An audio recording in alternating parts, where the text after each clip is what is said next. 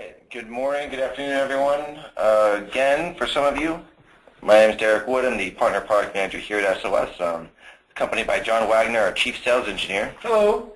And today we're going to be going through a thorough advanced technical training as well as an administrative training through everything that you have from our program. So we're going to start off going through the web integration package, the dashboard login, how you use all the functions in there. Then we're going to go into the software, setting up the software, basic usage, some more advanced questions about additional features and functions, basic troubleshooting steps, and then anything else that you would all like to talk about. Before we get started, are there any particular items that you specifically would like to cover today? Feel free to enter questions at any time during the presentation. And also, we'll stop periodically for other questions. So I'm going to start off with first bringing up our launch webinar and then going to the deliverable section so we first know what we're going to be going through. So in this first part of the ServerSave program, Exchange backup and granular recovery are a part of every license. It's not an extra module, as is common with most things. It just comes with it. So with every ServerSave license, you have the ability to back up an Exchange server volume and recover it down to the message level, very simply. We're going to go through specifically how you can do that. Bare metal image creator and image stream. These are also a part of ServerSave. Image creator is the agent that will actually allow you to schedule backup jobs to create full volume images and incrementals thereafter, depending on whatever schedule you want to go through. And again, we'll hit that in more detail. Image stream is the agent that is designed specifically to take large files like system images and large file sets. So for file servers with 500,000, 1 million files, that's what image stream is designed for, and then take it off-site. And we have the Pulse centralized management tool. This is an agent-based system that's installed at each machine that you're running backups from. And what it does is it pulls reporting from the activity of the backup. So it gives you different reports as far as if a backup ran, if it ran with errors, if a policy applied, if a policy partially applied, failed to apply. It also gives you some more details into the backup sessions. So how many files were transferred, how many files were not transferred. And we'll also talk about how the management of this whole system is changing over the next couple months as well. Good question. EGR is the Exchange granular recovery. So that's what we're talking about. Online backup and recovery. This is the file and folder program. So this is it's a separate software, and it's actually the same functionality as ImageStream, except it's more suited for workstations and laptops. And it's also branded a lot heavier. So it's better for customer-facing environments. For the server-side information, the software is generally run in the background at more of a neutral branding, except for the ServerSave client itself, which is branded as, Peter's ServerSave and your company name. Then the Premier Web Integration Package. So this web package is a very unique part of our program and a unique program in the market, wherein we actually set up a web application on a domain of your choice, where you can go in, create accounts, upgrade accounts, cancel accounts. There's a mass email section, so you can regulate contacting existing customers for subscription updates, just that better touch, so you can make sure you can get information from your customers, know how they're feeling, and let them know when you have new features and services. It also has a basic support ticketing system, a coupon code. It's set up with integration into various merchant gateways. Right now, the gateways include Authorize.net and PayPal Pro and PayPal Standard. So all you do is plug in your gateway credentials and set the pricing for your plans, and you're good to start accepting money for your backup services through the website. Then the mobile applications, you all should have a mobile version of the web portal, so something like m.manageoffsitebackup.net/your company name.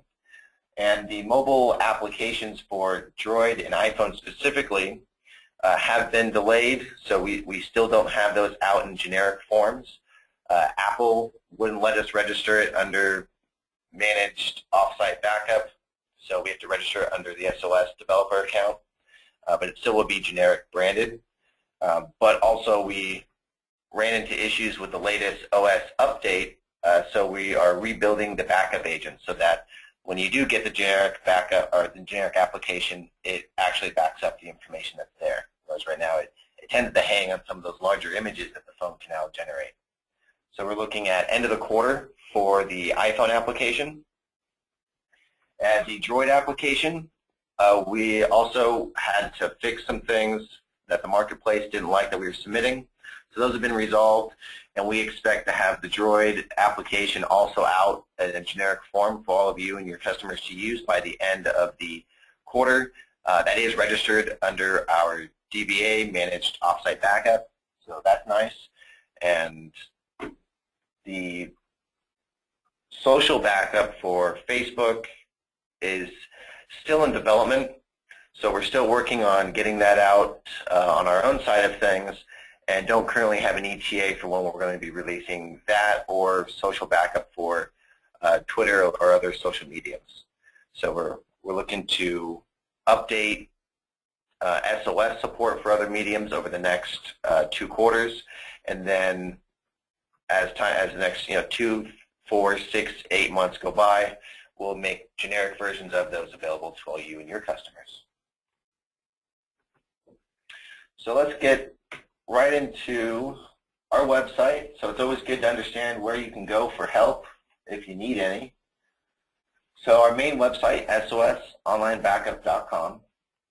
We have, for home, business, and server solutions. So if you wanted to get some, read through our copy and use some of that copy on your collateral, feel free. It's the same service. The difference is that we're only selling the software and we're not actually managing any of it for anyone. So you, of course, would have a big addition to that type of collateral. But on just a feature-to-feature basis, you can come to our website and get information there. So that's helpful here. If you go to the features section for ServerSave, you got all this, so that's great. If we go to the support site, this is also a update that's going to be coming out. We're going to be really rolling out a lot of new collateral as far as technical documentation for all of the programs. For right now, we do have some technical documentation here in the knowledge base. Good question from Peter. How much are you selling ServerSave for? I don't actually have the figures. I believe we're selling it for somewhere between 25 and 30% over what our partners are typically buying it from us for.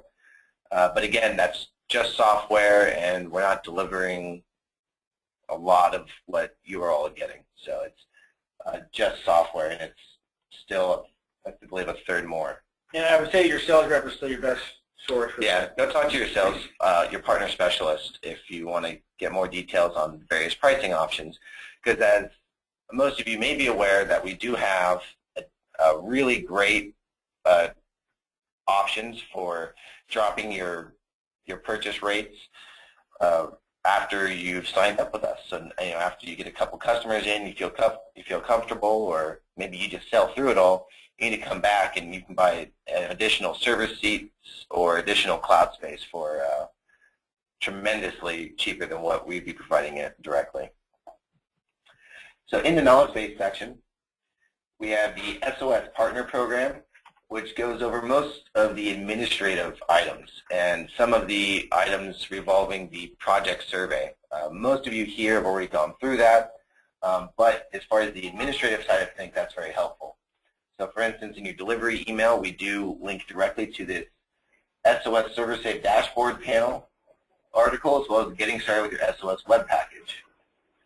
So the dashboard, we're going to go through it live, so we won't go through it here, but if you need a reference, it gives it to you right here. And getting started with your SOS web package, it gives you a 1, 2, 3, 4 step to getting it set up. So it doesn't take more than maybe 15, 20 minutes to go through all that. But the web package is so expansive is that it really allows you to continually change and update things over time. So, so that's really exciting. But we're going to be going through this.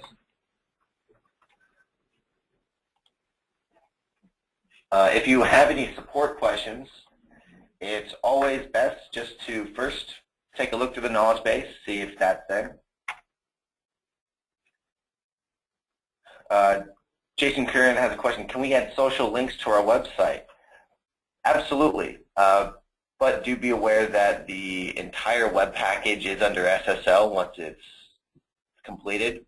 So any non-SSL URLs may come up with some type of warning, especially if you're in IE. IE seems to have a problem right now with a lot of websites. Everyone's a threat, apparently. But depending on your browser and depending on what link you're putting in there, there may be, some sort of warning if it's not an SSL link, since it is an SSL website, or all the pages on it, anyways. Support troubleshooter. This is really good to come through if you need to submit a case. So the way you would submit a case, there's a lot of options here, but you just come in as a backup partner, hit next. And it's business edition, next. And then you'd come through and, if these apply or not, doesn't really matter. The meat of your ticket's going to come in this troubleshooting section right here. So go through and make sure that you just as you would need some type of story from your customers, then we need the same from you. So give us, what were you doing up to the point that you got the error? Have you ever been able to perform that function before without getting the error? What did you do thereafter? Did you try any troubleshooting steps? All that information is helpful.